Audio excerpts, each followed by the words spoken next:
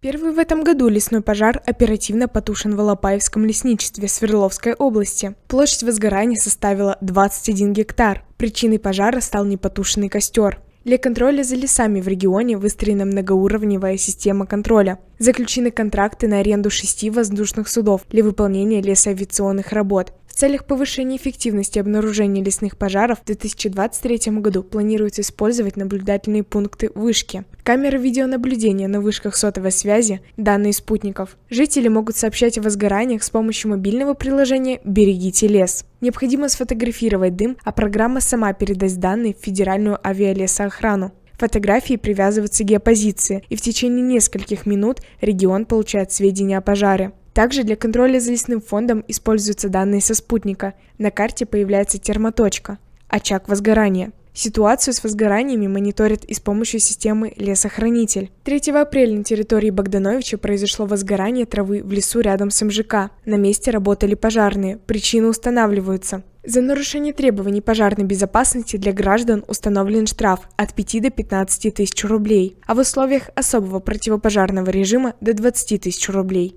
Напомним, что Свердловская область вошла в 5 лучших регионов страны по борьбе с лесными пожарами в 2022 году. По итогам пожароопасного сезона, по сравнению с 2021 годом, площадь, пройденная огнем, в регионе сократилась в 4,4 раза, а количество природных пожаров почти в 2 раза. Уральские леса занимают площадь 15,5 миллиона гектаров. Это более 80% всей территории Свердловской области. Пожароопасный период в регионе длится в среднем около 6 месяцев. Начинается 15 апреля и заканчивается в конце сентября, начало октября. На протяжении этого периода все ведомства, ответственные за предупреждение и тушение лесных пожаров, находятся в состоянии полной готовности.